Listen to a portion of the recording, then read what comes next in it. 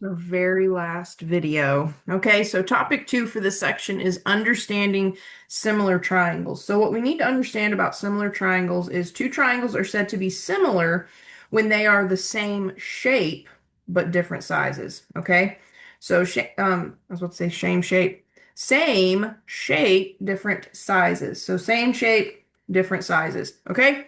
Now, what this means is corresponding angles are going to be congruent. Okay. So if we're dealing with the same shape, this is sometimes hard for students to understand, but if we're dealing with the same shape, but different sizes, those angles are still going to be congruent. So this angle is going to match this angle. This angle is going to be the same measure as this angle. And this angle is going to be the same measure as this angle. And that's sometimes hard for us to grasp, but the way you can kind of like make it make sense in your head is think like a square. Okay. If we have a little tiny square right here, we already know that in a square, all of the angles are right angles. They're all 90 degrees. Well, let's say I blew this square up to something big like this. Well, those angles are still just 90 degrees. Even though the figure itself is bigger, the angles didn't change. And that's going to be the case for these triangles. So when you're dealing with similar triangles, corresponding angles, remember that means angles that are in the same location from one triangle to the next. The angles are going to be the same. It's the sides that are not going to be the same, but the sides are in proportion. Okay. So there's going to exist some proportional relationship in the lengths of the sides of corresponding sides from one triangle to the next. Okay. So we do have some notation here.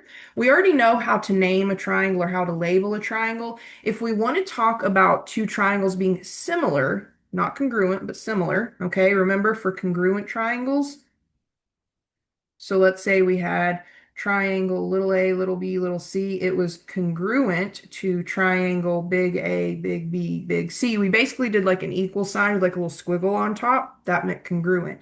If you're wanting to say similar, we could say, okay, triangle little a, little b, little c is similar to triangle big A, big B, big C. You just do the squiggle, you don't do the equal, okay? So that's how we denote or symbolically state that two triangles are similar, okay? Now, when it comes to actually like checking this, we have to go back to that idea of proportions that we talked about. Goodness, we talked about proportions in like was that chapter 5 maybe? It was a long time ago, but the idea of proportions will come back here. Okay, so for example 2, it says the following triangles are similar. So they're telling us these triangles are similar already. We don't have to test it, we're being told this. It says list all of the corresponding angles and then corresponding sides. Okay? So the pairs of corresponding angles, they're going to be angles that are in the same location from one triangle to the next. And luckily for these two triangles, they've been labeled really nicely. Okay? So angle A corresponds, whoops, there we go. Angle A corresponds to angle P, so we can say that angle A and angle P are I put B, P are corresponding angles. They're in the same spot, they have the same measure, okay? We could also say that angle B, it has two little curves in the corner, so does angle Q. So we could say angle B and angle Q are congruent. They're the same thing. They're corresponding. They have the same measure. Okay. And then finally, let's do green. Well, maybe let's do this purple color. It's probably easier to see.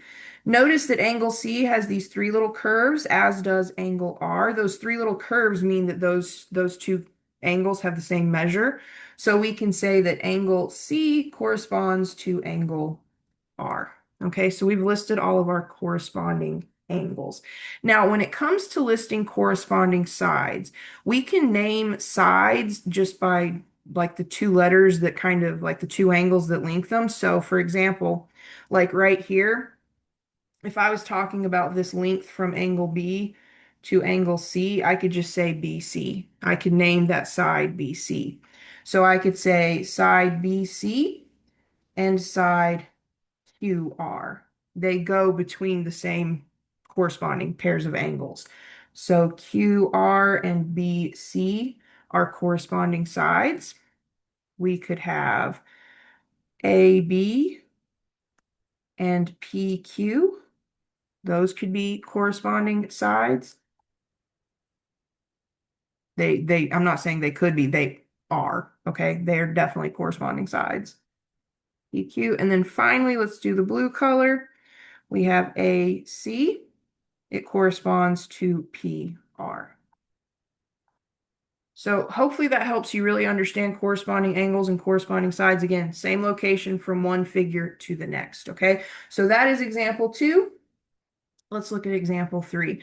So example 3, it says the given triangles are similar. So again, we don't have to test for this. We are flat out told they're similar.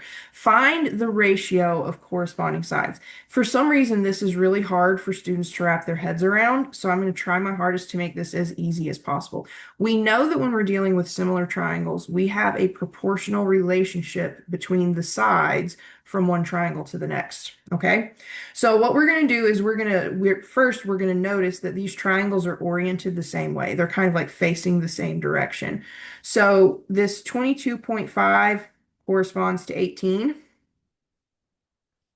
20 corresponds to 16.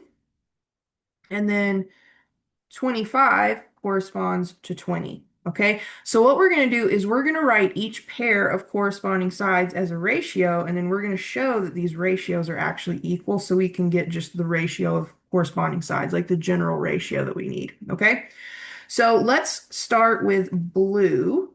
So we have 22.5 over 18.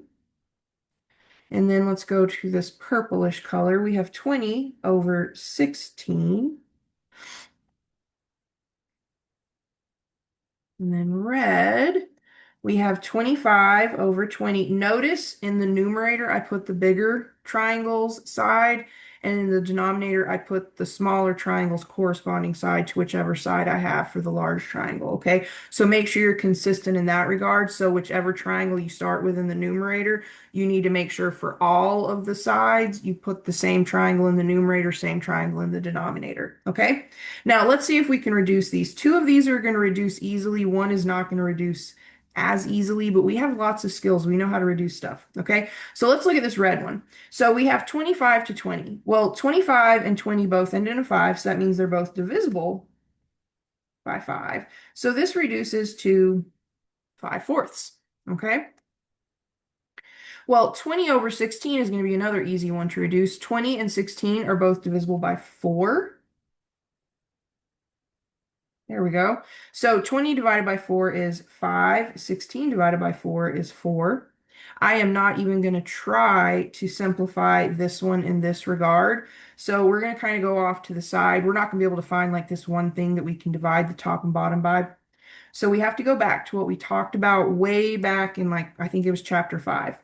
So we have 22.5 over 18. So we have this ratio. We need to simplify it. The issue is we don't like to simplify things that have decimals in them. It's difficult. So what we can do is multiply the top by 10, and that would give us 225. Well, if I multiply the top of a fraction by 10, I have to multiply the bottom of a fraction, that same fraction, by 10. So essentially what I've done is I've multiplied by like a weird form of 1. I have not changed the value of 22.5 over 18. I've merely made it easier to work with, okay?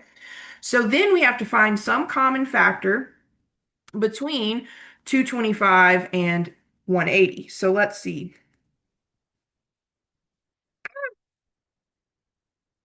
They're both divisible by 45, it turns out. So let's trust the process this time. So they're both divisible by 45. So now I'm essentially dividing by a weird form of 1. Let me move. There's a box on my screen that messes me up. Okay, so let's see. 225 divided by 45 is 5. 180 divided by 45 is 4, which you should have kind of expected this. So this tells me right here that this reduces to 5/4. And what do we notice about these ratios? They are exactly the same. So, sorry, I just like suddenly couldn't swallow. It was weird. Anyway, it's kind of alarming. So anyway, you take each side, like you take sets of corresponding sides and you write a ratio. Just be consistent. Whichever triangle you put in the numerator for the first, do that for all sets of corresponding sides. Reduce them and we can see that they all reduce to 5/4. So the ratio of corresponding sides is 5/4. fourths. And I'm glad I didn't choke to death while I was making this. It was touch and go there for a second. Okay, so we have now found the ratio of corresponding sides. Let's go ahead and find a missing side. Okay, so example 4 here says the following pairs of triangles are similar. So again, we don't have to test anything. We are told they're similar. Whether we believe it or not, they're similar. Okay, so what we can do is understanding that there is this proportional relationship between similar triangles, we can use that to find a missing side. Okay, so for part A, we have this little triangle, which is triangle XYZ. And then we have this larger triangle, which is triangle ABC. And we know that they're similar. So we are told that triangle ABC is similar to triangle XYZ. We know this. Okay. What we want to do is we want to find this missing side right here. Okay. Well, can we do it? Of course we can. Okay. So let's look at corresponding sides of triangles. X corresponds to 6.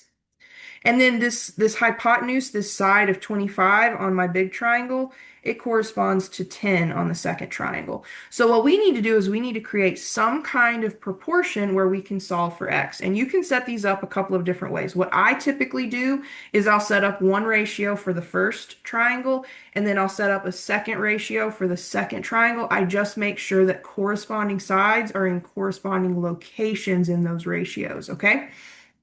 So for triangle ABC, I'm going to set up my ratio as x over 25. So now I need to set up a ratio for the triangle XYZ, and I want to make sure corresponding sides are in the same location from one fraction to the next. So notice I put my blue circled x in the numerator. So I want to put my blue circled x in the numerator in its ratio. I put my red circled 25 in the denominator for the first ratio, so I want to put my red circled 10 in the denominator for the second ratio. And so I have created a proportion from one triangle to the next, and I can solve this to find the value of what x has to be. I can find the length of x, okay? So hopefully you remember from way back, chapter 5 or whenever, that to solve a proportion, we cross multiply. So that means we multiply the diagonals. And I always multiply the diagonal that contains the variable first. So I'm going to get x times 10, which we really just write as 10x, equals 25 times 6. Well, 10x equals 25 times 6 is 150. All right, now I need to undo the multiplication of 10 and x. So to undo that multiplication, I would divide both sides by the 10. Let me scoot down just a smidgen. Whoops. Okay, well, on the left, 10 divided by 10 is just 1. 1 times x is x. And then 150 divided by 10 is 15. So we can now say that this length right here, let me get my blue pen. There we go. We can say that this length right here is 15 whatever unit, okay? So you can easily find the missing side when you're dealing with two figures that are similar. You can find a missing side just understanding that there exists a proportional relationship, okay? Now for part B, be really careful because we have two triangles. We're told already in the directions that they're similar. The issue here is that they're not oriented the same way. So what I'm going to do is I'm going to redraw this triangle right here so that it is oriented the same way. It just makes it easier to find corresponding sides. That's how it works for my brain. I don't know if your brain works that way, but that's what I need to do. So this little triple curved corner, I want it to be in the same location as B. So I'm going to put E down here. I want the single curve to go over here on the left, so that's going to be F. And then I want the double curve to be at the top, so it's going to be up here. So I'm going to have a triangle that looks kind of like such. Okay, now I know the distance from D to F was 5, and I know the distance from D to E was 3, and the distance from E to F was X, and that's what we're actually looking for. Okay, so let's do some circling of corresponding sides. So we have that 8 and X are corresponding sides. We have that 6 and 3 are corresponding sides. And then we have 10 and 5 are corresponding sides. And for some of you, if you're kind of paying close attention, you're not even going to have to do any work here. It's going to be sort of obvious if you notice the relationship from 6 to 3 and 10 to 5. You can figure out a relationship from 8 to x, but let's go ahead and do the work. Okay, so I'm going to set up a proportion for the first triangle, and I have to include 8. I don't care which of the other sides, if we use the red circle or if we use the purple circle, but we have to use the blue circle, okay? So I'm going to go ahead and put 8 over, let's do 10. So we're going to do blue over purple, okay? So 8 over 10 equals, and remember, we're doing blue over purple for the first triangle. So for the second triangle, we have to also do blue over purple. So this is going to equal x over 5. And now I can cross multiply. So remember, we multiply along the diagonals, and I'm always going to multiply the diagonal that has the variable in it first. So that's going to be 10 times x, which is just 10x, equals 8 times 5. Now 8 times 5, hopefully you know, is just 40. So we get 10x equals 40. I need to undo the multiplication of 10 and x. So I would divide both sides by 10. On the left, 10 divided by 10 is 1. 1 times x is x. And then 40 divided by 10 is 4. So that tells me this little blue circled x has a length of 4. And that should have kind of been semi-obvious, because to go from this red circled 6 to this red circled 3, I had to divide 6 in half. To go from this purple circled 10 to this purple circled 5, I would have to take 10 and divide it by 2. I'd have to cut it in half. So it kind of makes sense that we would take this blue circled 8, cut it in half to get this blue circled x. Okay, so there you have it. That is so far, what we've done is we've just kind of matched up corresponding angles, corresponding sides. We found a ratio of corresponding sides. We have found a missing side.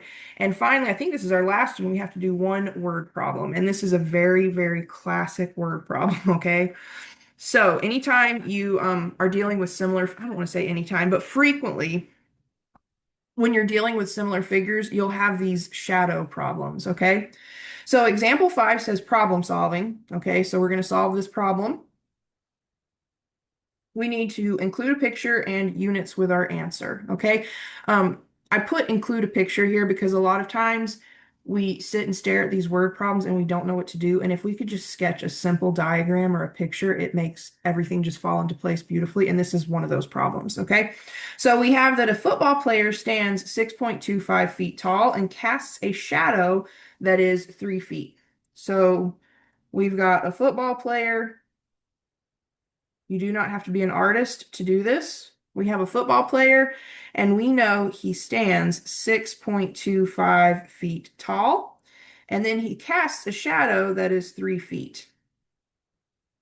Okay, so wherever the sun is hitting him, he's going to have a shadow that's 3 feet long. Okay, at the same time, and that's kind of important because we have to assume that the sun is in the same position relative to this person versus this, well, stadium in just a second. So at the same time, the stadium, which he is standing next to, casts a shadow that is 90 feet long. So we've got some stadium, okay, and it has a 90-foot shadow.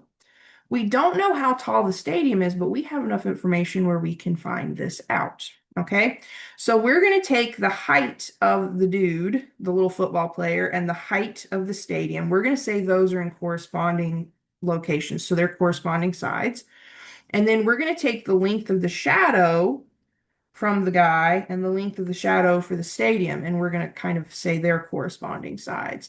So what's really happened here, and I'm going to do this in green, we've basically created triangles. Well, let me do it in green.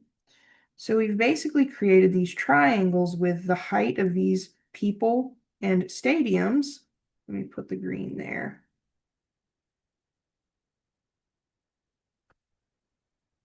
So the height of the guy is kind of like one side of the triangle, and then the shadow makes the other side. And then we can do the same thing over here. The height of the stadium is one side of the triangle, and then the length of the shadow is the other side. So we've basically created two triangles that have to be similar because the sun is in the same location in the sky. Okay?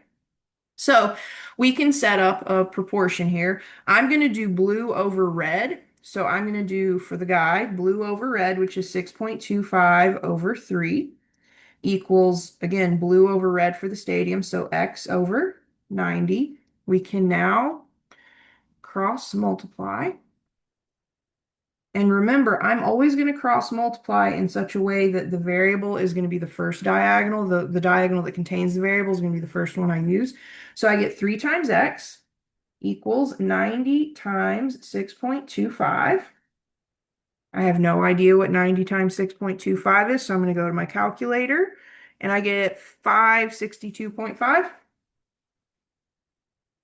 All right. Now I need to undo the multiplication of 3 and x, so I divide. 3 divided by 3 is 1. 1 times x is just x. And then 562.5 divided by 3 is 187.5. Now don't leave naked numbers, okay? Naked numbers with no units, no description, they are meaningless to us. Make sure your reader can understand what this number means in terms of the problem. So we would say x equals 187.5 feet, and we would say is the height of the stadium. So we're not looking for like a masterpiece here. We're just looking for a really, really super brief description to tell us what this number meant. Okay.